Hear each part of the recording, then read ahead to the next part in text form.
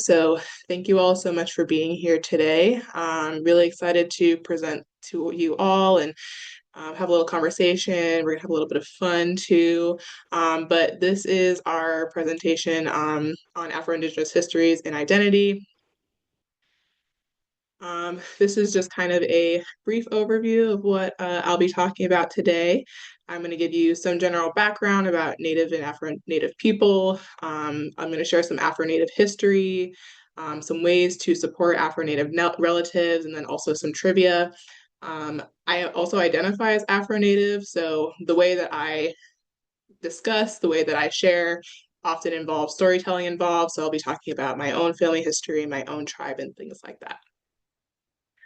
So before we get started, I just want to do a few housekeeping things. This is being recorded, so um, just keep that in mind. Um, as I said, I'm Zoe Harris. I'm a citizen of the Mashpee Wampanoag tribe. I currently live here on Three Fire People's land in Chicago. I am the Associate Director here at the Native American Support Program. I also, like I said, am Afro-Native, so I have family roots in Selma, Alabama, and I'm also a Jamaican citizen. I also have Dr. Angela Walden here, who is supporting this event. If you have any questions about can't hear, things like that, if you have any questions, she's going to be triaging those. Angela, do you want to introduce yourself really quickly? Oh, sure. Um, Hi, everybody. I'm Angela Walden, Special Advisor on Native Students. Happy to be here. And yes, I'll be your assistant for the hour. So if you need something specific, you can chat me specifically. And that's going to be great. Angela? I do want to quickly talk about our program, just that in case none of you are familiar with it, or maybe you're not really familiar with it. So, the Native American Support Program was established in 1971. We do a lot of great things like this. We do programming, we do community connection. Both Angela and I are very well connected here in Chicago and also nationally to Native people and communities. We love collaborating on events. So, if you're interested in collaborating on an event, we're always open to that. We also do consultations sometimes. So sometimes we'll go and present to other places or just kind of support them as they try to support Native students and staff. And obviously, our primary focus is to support Native students here at UIC so that they can continue to flourish. I'm going to be unfortunately doing a lot of talking, but there is going to be some time for us to share and if there are any questions. So just want to make sure that we all have some group norms. So first is to listen respectively and actively, expect and accept non-closure, which means that you probably came with questions and you're probably going to leave with some questions too, but that's okay. Take space, make space. If we're having conversation, just be mindful if you're taking up a lot of time. Be accountable and acknowledge impact. We're all here to learn, but sometimes we say something and it doesn't exactly land how we think it's going to. Commit to learning and not debating. Again, we're all just here to learn a little bit more. We're not here to debate with one another and, of course, to have fun with each other. If you feel like I missed anything, feel free to go ahead and throw it in the chat. All right, and now we can just jump right into it. So I'm going to start with a little bit of background. If anyone has been to a Native 101 with Angela or I, you probably have seen some of these slides before, but I really think it's important for all of us to be on the same page as we enter this conversation today. So first, I'm going to start with defining what Indigenous and Native American are. So this first set of definitions is Indigenous and American Indian Alaska Native, and these are from the CIS and the Office of Minority Health. The first one, Indigenous, is originating or occurring naturally in a particular place. Native American or Native, and then American Indian Alaska Native, people having origins in any of the original peoples of North, South America, Central America who maintain tribal affiliation or community attachment. We also have the second definition, which is also for American Indian Alaska Native, but this one comes from the Bureau of Indian Affairs. And this is someone who has a blood degree from and is recognized as such by a federally recognized tribe or village as an enrolled tribal member and or the United States. So these are a little bit different from each other, and that the first one covers anyone from the top of Canada to the bottom of South America. American Indian Alaska Native really is specific to the United States context. Another thing that you might hear people say, you might hear me say, are like Native American or Native. Those really are terms that are mostly specific to the second definition and really talking about Native people who are part of the United States. Another thing you might also hear is citizen versus member. So you can see in the second definition, they say an enrolled tribal member. I introduced myself as a citizen of the Mashpee Wampanoag tribe.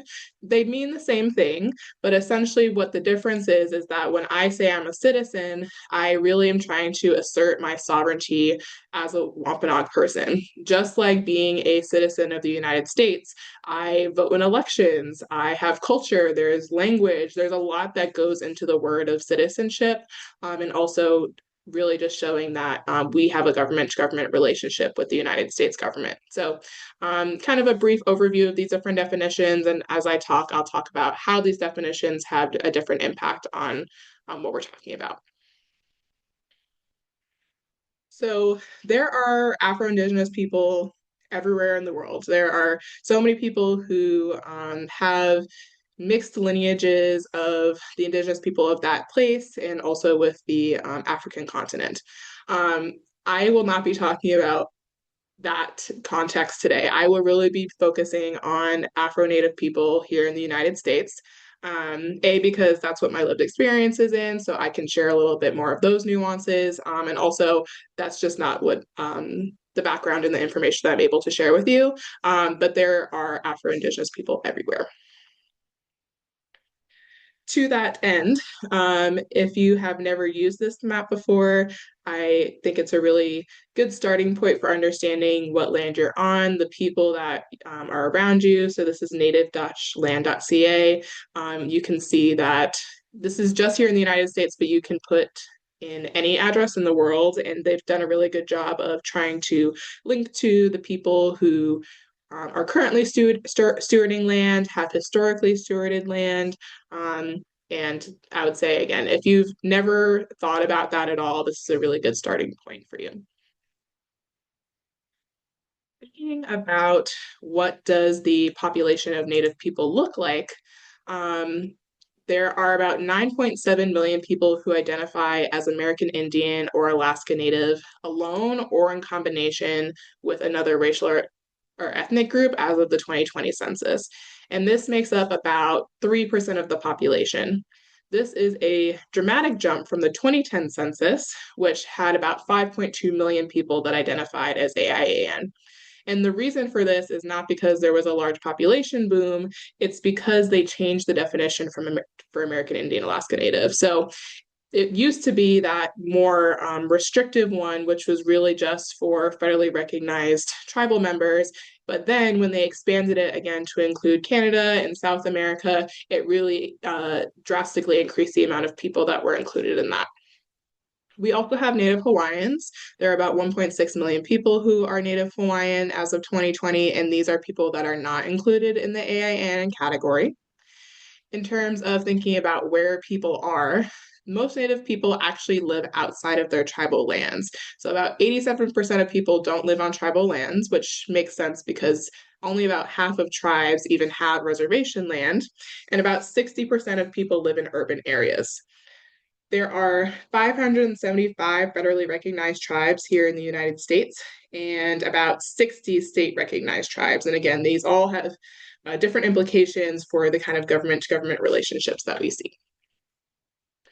So, what is sovereignty? I keep talking about recognition and these things, but what does it mean to be federally recognized? So, I keep giving you definitions, but it's because they're really important when we're talking about this context. So, first, we have a definition from the Bureau of Indian Affairs, which is the relationship between federally recognized tribes in the United States is one between sovereigns, i.e., between a government and a government.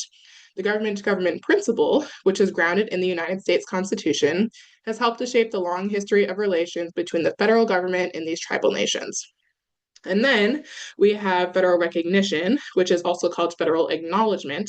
And this engenders certain rights and protections for a recognized tribe, including limited sovereign immunity and powers of self government. So this is again a lot of legal jargon. What does that actually mean? Especially when we're talking, within higher education or maybe like the native people that you see in your day-to-day life. So, what it does mean is that if you're a citizen or a member of a federally recognized tribe, there are certain things you can access. So, one of the biggest ones is healthcare. So, the Indian Health Service, which is part of the Department of Health and Human Services, was created because the federal government has treaty and trust obligations to provide healthcare to Native people. There are also some education benefits, which really vary, but sometimes it's things like being able to apply to certain scholarships, or in Massachusetts, which is where I'm from, if you're part of a state or federally recognized tribe in Massachusetts, you're able to get like a tuition waiver. But again, that's only for like public institutions. There are also some housing benefits. So sometimes you can get like reduced rates on loans for housing, again, because of the importance of Native people not being homeless on their own lands. And there are a few other things. However, the reality of the federal recognition process is that it really reflects on and contributes to the forced assimilation of Native people. So it can really create conflict for people that might feel confused about their tribal identity. So, for example, I have a friend who is Fort Peck Sioux and Assiniboine, but she doesn't meet the requirements to be part of either of her tribal roles. So, even though she grew up in her community, she engages in a lot of Native practices and cultural traditions, she is not able to access any of these things. Another example is someone who their parents, both of them were from that tribe. They're both of their parents, their grandparents, like all of them were from that tribe, but they were actually born on a U.S. Army reservation or like Army Reserve, and they weren't born on their tribal lands. And part of that tribe was that you needed to be born on your tribal lands in order to be on a roll. So even though they, again, have all of these things connecting them to their tribal identity, they aren't able to access any of these things.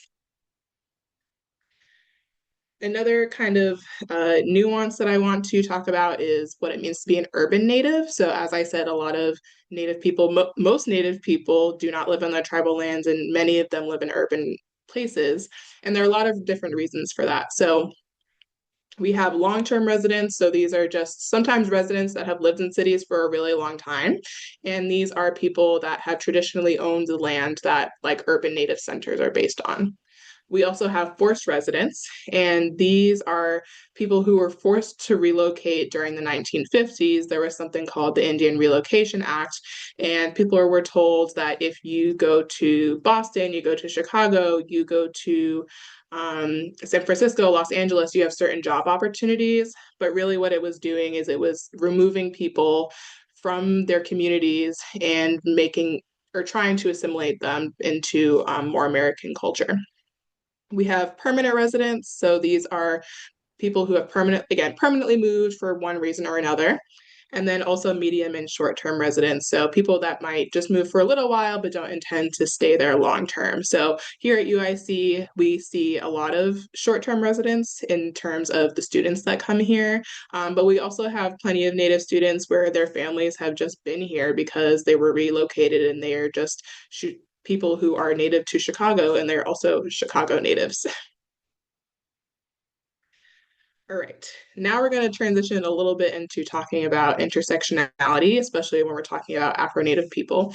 I like this graphic because if you've never heard the term intersectionality before, I think it does a good job of explaining it in just a few words. So this is Jess. Jess is a stripy red triangle and should be proud. Sadly, some people do not like Jess. Jess faces oppression for being a triangle and for having stripes. Luckily, there are liberation groups, but they aren't intersectional, so they look like this. So there's one group that is just triangles, and then there's another one that's just stripes. They don't talk to each other. In fact, they compete and just can't work out where to go. Am I more stripe or triangle? And just wishes that the triangles and stripes could work together. So intersectionality is the belief that oppressions are interlinked and cannot be solved alone. So I just want you to keep that in mind as I share a little bit about Afro-Native people and again, like the overall context of intersectionality in Native communities. So I want to do a little bit of interactive stuff towards the end, so we're going to test it out now. So the question that I have for you all is, how do you define Afro-Native and or Afro-Indigenous?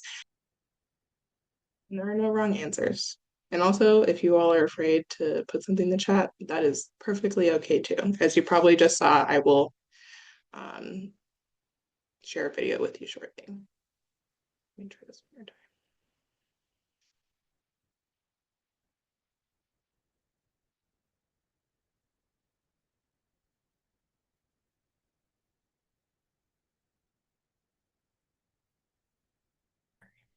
That's okay. I will let this video share with you instead what this person feels Afro-Indigenous looks like and what If African people are indigenous to Africa, then why do we have the term Afro-Indigenous? Indigenous people are the first or the original people of a given area whose traditions, language, and ways of living predates colonization. Because the definition formed through colonization, the indigenous peoples of Africa have long been defined as African and racialized as Black. While the indigenous identity is typically used in the context of the original peoples of the Americas and Oceania. Though the term indigenous can be used anywhere in the world for people whose ancestors are from the land in which they live. For decades, the prefix Afro has been used to name African heritage, and since the 1970s, it has been used alongside the term Native or Indigenous to express our full identities. Afro-Indigenous or Afro-Native people have a combination of these lineages, but there is no single definition. For example, I myself am both Afro-Ecuadorian from the African diaspora of Abya Yala, or so-called Latin America, and indigenous to the Cañari Nation of the South Andes of Ecuador. Both of my lineages and territories have astonishing stories of resilience, and I am proud to be a union of the two. I grew up in a household with a father who identified himself as African American and a mother who identified herself as Shinnecock. They raised me to embrace both sides of my family lineage. I wasn't familiar with the term Afro-Indigenous, so all my life, I identified myself as to who I am from my family lineage. I'm a descendant of the Menominee Nation and Oneida Nation of Wisconsin. My maternal grandmother is an enrolled member of the United Nation, born on the Menominee Reservation. My father is African American, raised in Africatown, the historic Mobile, Alabama, a community founded by the last Africans trafficked into the United States. Identifying as Afro-Indigenous allows me to honor both lineages, embracing their beauty and revolutionary spirit, while challenging colonial constructs that sought to divide them. The term Afro-Indigenous or Afro-Native resonates deeply as someone with one Black parent, African American, and one Seminole parent, Native American. It acknowledges both sides of my heritage and the history that connects them. historians estimate that by 1860, up to 15% of people in nations including Cherokee, Seminole, and Choctaw were of African descent. Many Black American families in the United States have family oral histories of indigenous heritage, including mine, but may not have formal records due to the legacy of enslavement. Many nations have made efforts to include Black Americans with indigenous heritage, which has fostered healing within and between our communities. Our ancestors paved the way for our existence today. Many escaped Africans found refuge with the Seminoles in Florida that created bonds that shaped our histories. And in many cases, there are shared histories of resisting colonial and white supremacist forces. In Abya Yala, the African diaspora descendants of West Africans have historically allied with indigenous nations to resist colonization and foster unique cultural exchanges and communities, while indigenous nations for generations have created a strong sense of identity to their territories. Afro-Indigenous peoples sometimes face challenges in having our full identities recognized and respected within and between communities. We should always honor how people self-identify rather than assuming someone is Afro-Indigenous or identifies with the term based upon how they look. As in all cases, just because we may have similar skin colors does not mean we have the same story. Afro-Native or Afro-Indigenous isn't just about fractions and percentages. It's about the lived experience, connections, community, and belonging. Together we honor the dual resistance of our ancestors, defending indigenous sovereignty, honoring histories and traditions, and protecting the land. If African people are indigenous, So we had a few people share about all of the different ways that they identify with being Afro-Native and Afro-Indigenous, whether it's from a grandparent, a mother, those kinds of things. This is a picture of or several pictures of my family. pretty much all the people in here identify as being Wampanoag, but we all look incredibly different. We all have very different skin tones and hair textures and all these other things. So, in the top left corner, that's my grandmother, my great grandfather, my dad, and myself when I was younger. My grandmother is Wampanoag, my great grandfather is Wampanoag, and my dad is also Wampanoag, but his father is from Selma, Alabama. So I'm Afro-Native because my grandfather's from Selma, but I am Native because of my Wampanoag ancestry. You can see some pictures of my sister, my cousin, and then myself. Again, we are all Wampanoag and we are Afro-Native because we share grandparents, paternal grandparents. In the bottom right corner is a picture of me and my mother. My mom is Jamaican, so I am also Afro-Native because I am Jamaican.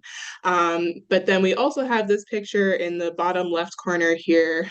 So there's me, there's my sister, I have an auntie, I have one of my cousins, and like she had just had a baby, and her baby is blonde haired and blue eyes. So we have everything from having blonde hair and blue eyes to having darker skin and curly hair. And again, we all have the similarity in that we're Native people, but that we are maybe have different ancestries.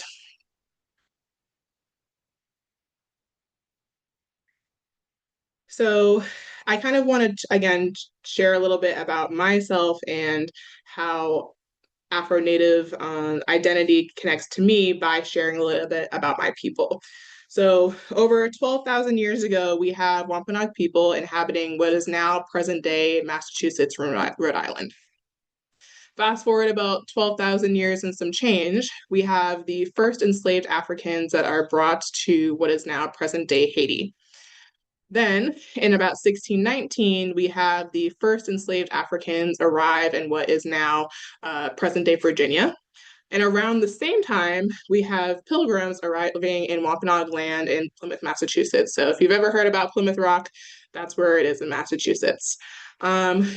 Also, we have all these things happening at the same time, but we have Algonquin natives attacking Jamestown, which is in Virginia, and some of the enslaved Africans are taken into the territory there. Moving through the 1700s and the 1800s, we can see that there is more kind of cross-cultural solidarity happening. So in the 1720s and the 1750s, the 13 colonies actually started restricting the transportation of enslaved Africans into Native territory because they found that a lot of the enslaved Africans were escaping into the Native territory and like were never to be seen again. And then again, this is one of those kind of first instances where we see the enslaved Africans that were being brought here kind of intermingling with the Native populations. Again, kind of through the 1700s and the 1800s, Native villages were often stops along the Underground Railroad. And that is also one of the, sometimes on their way out of slavery, people would just stay in the Native villages there. In the 1830s, we have the Freedmen Roll, which is created for Cherokees with African descent. So there was not just the Cherokee Nation, but there were a few other tribes that did have enslaved people. But in the 1830s, they decided they were going to abolish slavery. And the people who were both descendants of the Cherokee nations and then also were of African descent were placed onto a specific roll called the Freedmen Roll. And I'll give a couple more examples of that in a little later.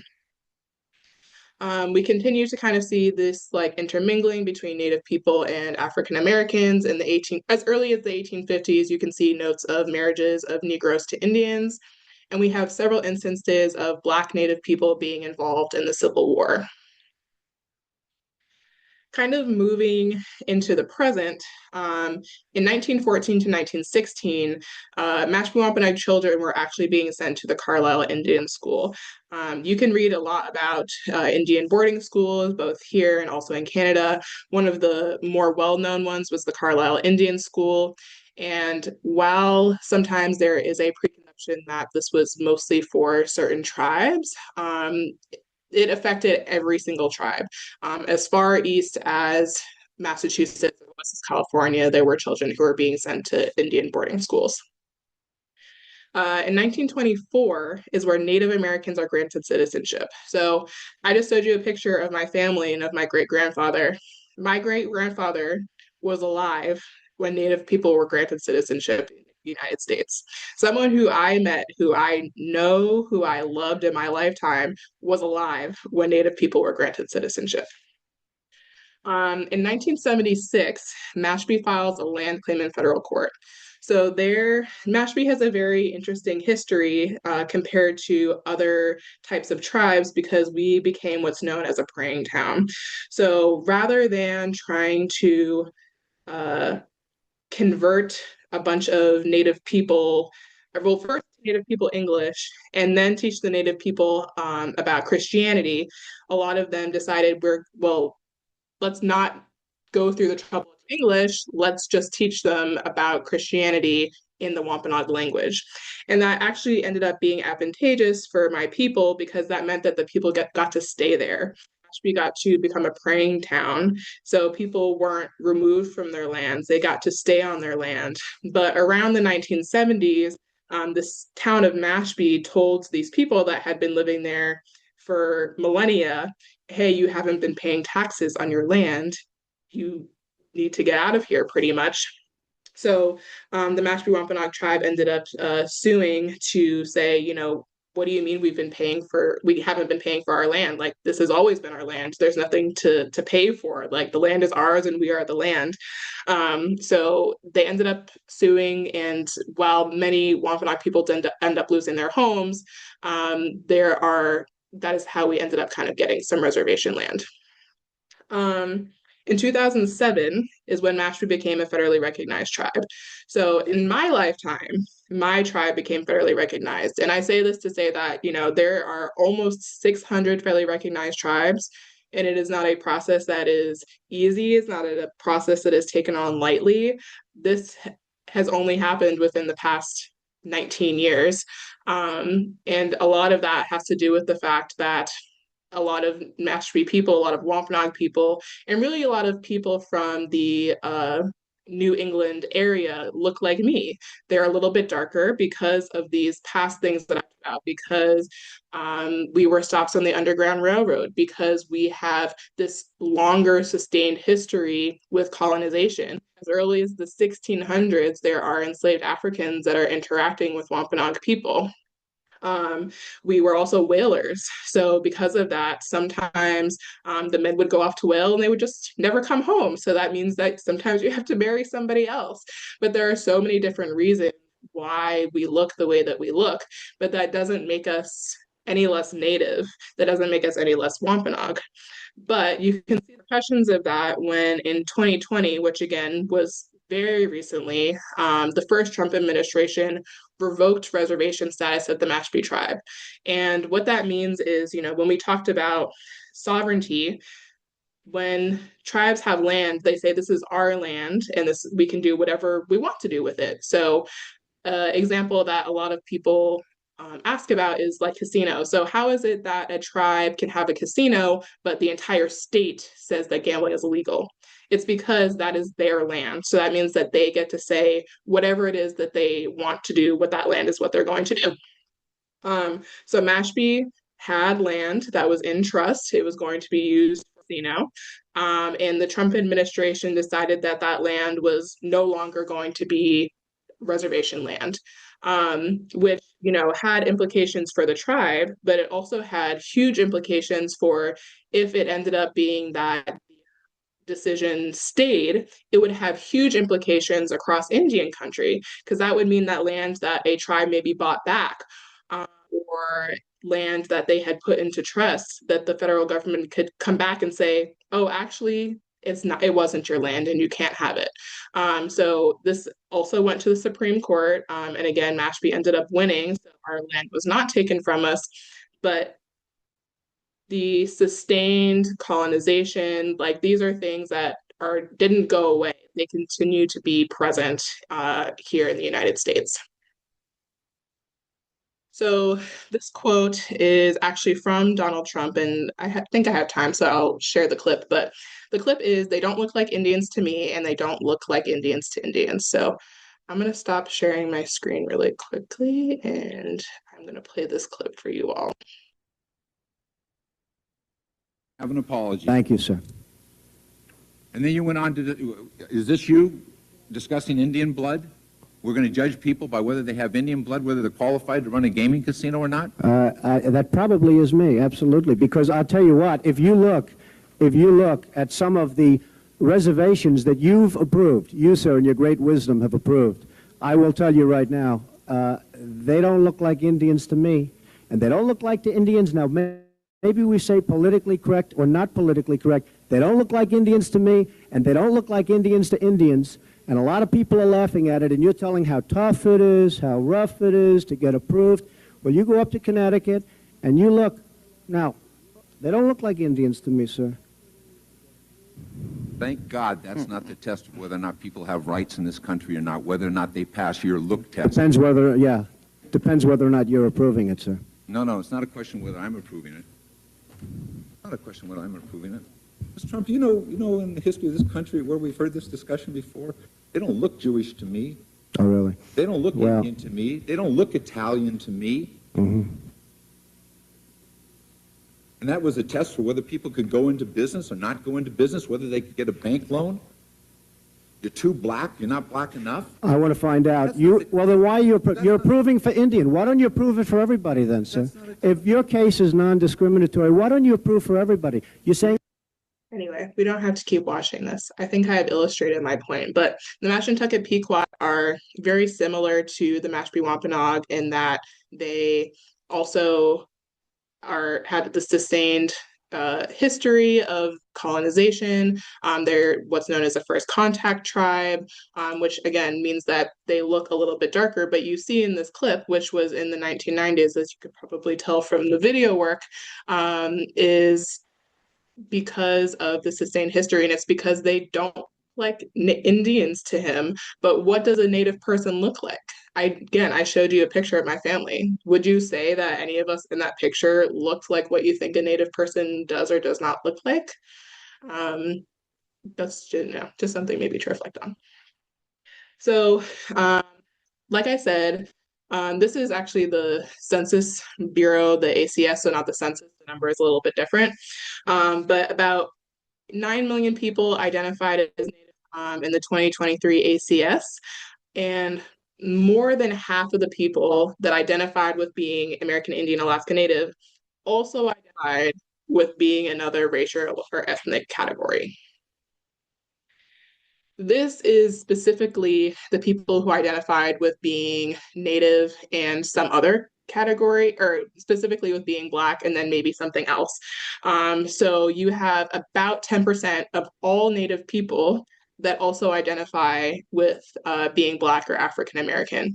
And this isn't really to, make you read all of these different things, but really just to show you like how many different intersections there are. There are people who are white and Black and Native. So my mother, she's Jamaican, but she's also half white. So I'm white, I'm Black, I'm Native American. One of my cousins who I showed you, she's also Filipino. So she would, click the boxes for Black and Native and for Filipino. But all of us, again, we share this same background, whether it's for one reason or another, but all of our nativeness is just as valid as anybody's else's. These are of well-known Afro-Native people who you may know in the present time or across history. So we have people like Jimi Hendrix, who's of Cherokee descent, James Earl Jones, who's Cherokee and Choctaw descent. Kyrie Irving is actually a citizen of the Standing Rock Sioux. We have Crispus Attucks. So this was the first person to die in the American Revolution. It's debated if he was Wampanoag or if he was Nipmuc or what New England tribe he was from, but everyone can pretty much agree that he was an Afro-Native person. But when you read about it in textbooks, you say that, yes, Crispus Attucks was a Black man, but he was also Native, and that's a really important thing to know. We also have Callie Reyes, who's an actress, but she is Seacon Wampanoag. So I had mentioned the Cherokee freedmen, and this is Marilyn Van. She was the first Cherokee citizen of freedman descent to hold a position on the Cherokee Nation government board. She spent more than 30 years as an engineer for the U.S. Treasury Department, and she did a lot of fighting for the rights of freedmen. So again, these are descendants of people who were once enslaved by Cherokee, Chickasaw, Muskogee, and the Seminole Nations. And she was the president of the Descendants of Freedmen of the Five Civilized Tribe Association. But this is like a good example of how it has come to fruition to this point. And this is something that has happened more recently. So this was in July of 2025. So, within the past 12 months, there were two descendants of the Muskogee Nation who appealed to the court, and they were able to get citizenship. So again, Muskogee Nation, which is in Oklahoma, they practiced slavery, and in an 1866 treaty with the U.S. government, the tribe decided to abolish slavery and grant citizenship to those formerly enslaved people. However, in 1979, the Muskogee Nation adopted a constitution that actually restricted the membership of descendants of these freedmen on what they call the Dawes Roll, which is a census of the members of those five tribes that was created in the 1900s. So they ended up, again, deciding that actually descendants of enslaved people are entitled to citizenship and they can enter the roll now. We're going to kind of close out this presentation with thinking about how we can support our Afro-Native relatives. So this is more of like a funny example, but one of the huge problems that we see with a lot of data, but especially with Native data, is missing data. So this is a CNN exit poll where we see white, Latino, Black, Asian, and then something else. What something else is, we don't know. Maybe it's Native people, maybe it's other, maybe it's mixed race, but they were just something else. But when this came out, all of my Facebook aunties thought that this was so funny, and they were saying they were part of their something else tribe. But this is reflective of a larger issue known as data genocide, which the Urban Indian Health Institute has provided a lot of great infographics and toolkits on, and I highly recommend that you go and learn about them. But what data genocide is the elimination of Indigenous people and data, resulting in non-fulfillment of treaty and trust responsibility due to lack of data on urban and rural tribal communities. But what it really reflects is this embedded structural racism in data systems that result in non-collection and non-reporting of race and ethnicity. So as I mentioned, 6 out of every 10 people who identify as being Native also identify with being some other racial or ethnic category. So that means whether it is health data, whether it's education data, more often than not, there are severe undercounts of the number of Native people, but also it doesn't actively reflect who that person is. So again, using myself as an example, I typically check off that I'm Native and that I'm Black, but I don't get pulled into Black. I don't get pulled into Native. I get put into multiracial. But when we know that there's a severe undercount of Native people, that means that the amount of resources that could be put towards Native people is not being accurately counted. And it also means that my heritage, my culture as a Black person also isn't being counted either. So we really talk about this in the context of supporting Native data, but it's supporting all data. You want all these different intersections of people to be considered and to be counted, because they don't likely see themselves that way if that's how they're self-identifying. So there are a lot of things that we can do to help to decolonize our data. I won't read all of these things here, but it's things like, acknowledging your harmful data practices and doing things to undo it. So having strength-based data collection and analysis and dissemination, allowing for accurate reporting of race and ethnicity, disaggregating your data. And really for Native populations, exploring and refining methodologies that are specific for small populations. There are also a couple of tools that I try to give people in terms of like, what does that actually mean in practice?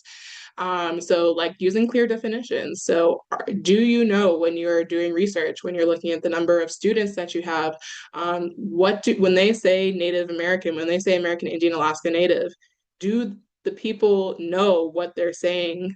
Are they talking about people who are part of federally recognized tribes? Are they using the Bureau of Indian Affairs definition? Or are they using the census definition, which is, again, anyone from North America or South America? That has real implications for the work that we do. Disaggregating data, I already mentioned that. Avoiding misclassification, so allowing people to self-report. If I were to go to the hospital today and I was unconscious, the thing that they would mark down is that I'm Black, which I am. But also, if they don't take the time to ask me what I am afterwards, that means that they're probably never going to check the Native box.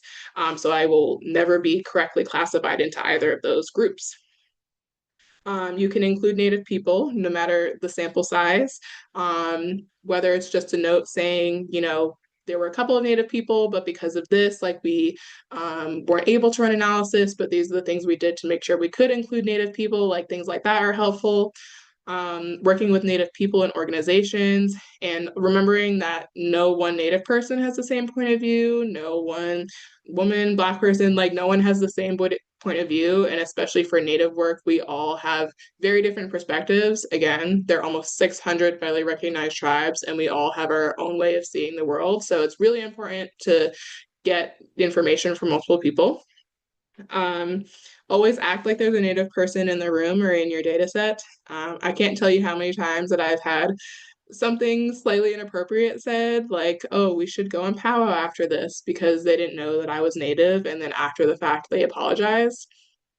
You should just act like there's always a Native person in the room.